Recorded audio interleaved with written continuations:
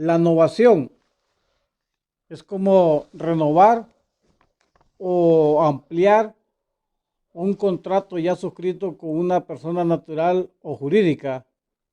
Es decir, cuando uno suscribe un contrato o hace un préstamo con una institución financiera y de repente no puede llegar a cumplirla, perfectamente puede renovar o ampliar, pedir una renovación o una innovación, como jurídicamente se denomina, siempre bajo el mismo contrato, pero con nuevas disposiciones que acuerden las partes.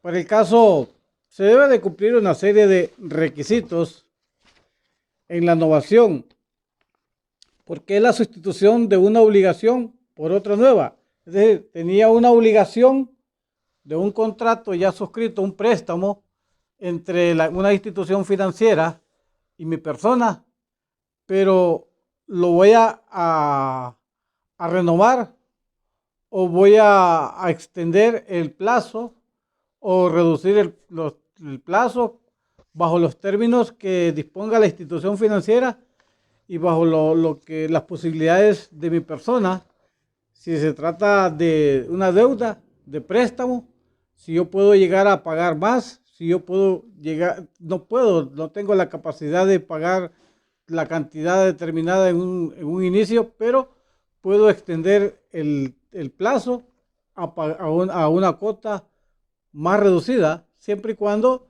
se llegue a pagar lo convenido en un inicio. El Código Civil en el artículo 1482 nos enseña que la innovación puede efectuarse de tres modos. Uno de estos modos es variando el objeto o las condiciones principales de la obligación. A este tipo de innovación se le conoce con el nombre de innovación objetiva. En esta modalidad de innovar no se entiende la palabra condición en su sentido jurídico propio, sino como sinónimo de elemento. Hay cambio de objeto cuando lo debido en la segunda obligación es distinto de lo debido en la primera, y hay cambio de elemento principal cuando varía la causa de la obligación. Por ejemplo, Juan entrega a Roberto un automóvil en concepto de depósito y posteriormente las partes convienen que ese automóvil quedará en arrendamiento. También existe cambio de un elemento principal cuando se sustituye una obligación pura o a plazo por una condicional o viceversa. El segundo modo de innovar las obligaciones es la sustitución del deudor. La innovación que resulta del cambio del deudor puede hacerse sin el consentimiento del deudor primitivo, pero no sin el consentimiento del acreedor. Se debe a que el deudor primitivo no puede salir perjudicado por su sustitución por medio de la innovación, mientras que el acreedor sí, en caso de que el nuevo deudor sea insolvente. En esta segunda forma de innovación, las partes deben manifestar su expresa voluntad de innovar, ya que el hecho de que una persona asuma la obligación de otra no hace suponer que se quiere extinguir la obligación de ésta, ya que podría hacerlo para constituirse en su fiador.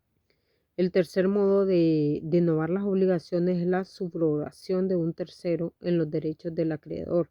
La subrogación es una ficción jurídica en virtud de la cual el crédito que ha sido pagado con el dinero suministrado por un tercero y que por consiguiente se extingue respecto del acreedor, se reputa subsistir con todos sus accesorios en provecho de un tercero para asegurarle el reembolso de lo pagado. Pues vamos a hablar lo relacionado con los efectos que tiene la innovación en cada una de las partes.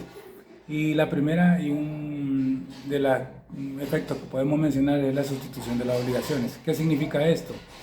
Que deja de existir una obligación anterior o una obligación preexistente por una nueva obligación.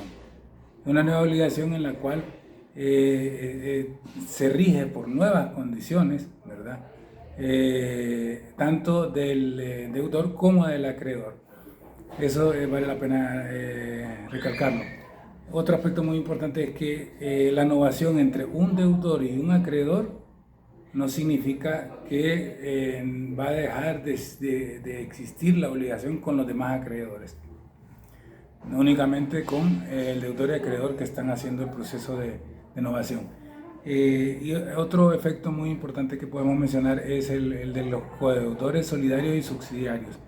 En este caso, pues, ellos quedan totalmente liberados si acuerdan las nuevas condiciones de la nueva obligación. Si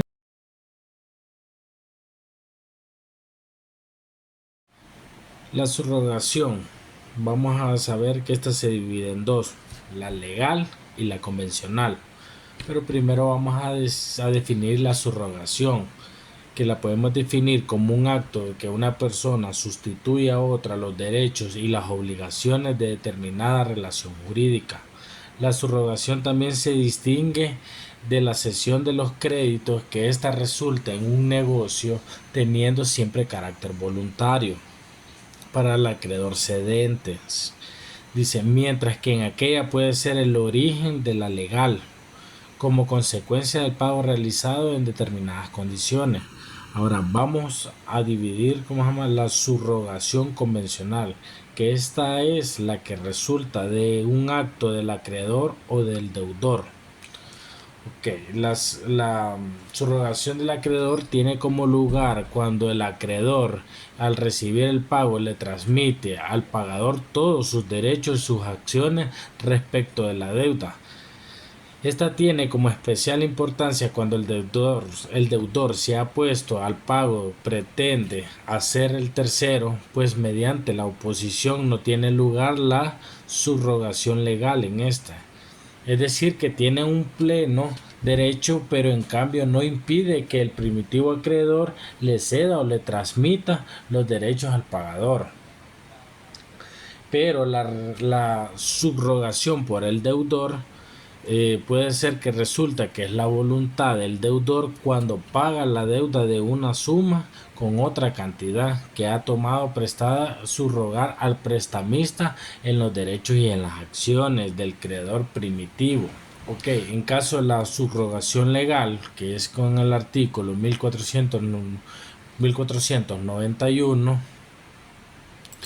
también podemos decir que es el fiador solidario que está habilitado para hacer válidamente el pago, convirtiéndose en el nuevo acreedor del deudor, con quien pueda ejercer la acción ejecutiva que es amparada con el título del antiguo acreedor, y en esta la prueba justifica el pago. También podemos dar un claro ejemplo, que cuando un tercero no interesa la obligación, pague con aprobación expresa o tácita del deudor. Y es así como damos por finalizado el tema de exposición que elegimos, que es la novación. Un tema bastante complicado a mi parecer de explicar, hay que entenderlo muy bien. Nuestro grupo número 3 tomó los elementos que consideramos importantes de explicar y algunas características que puedo yo mencionar que se requiere que exista una obligación que trate de extinguir, que se dé nacimiento a una nueva obligación y que esta obligación nueva sea diferente de la antigua y que las partes tengan la capacidad necesaria para innovar. Gracias.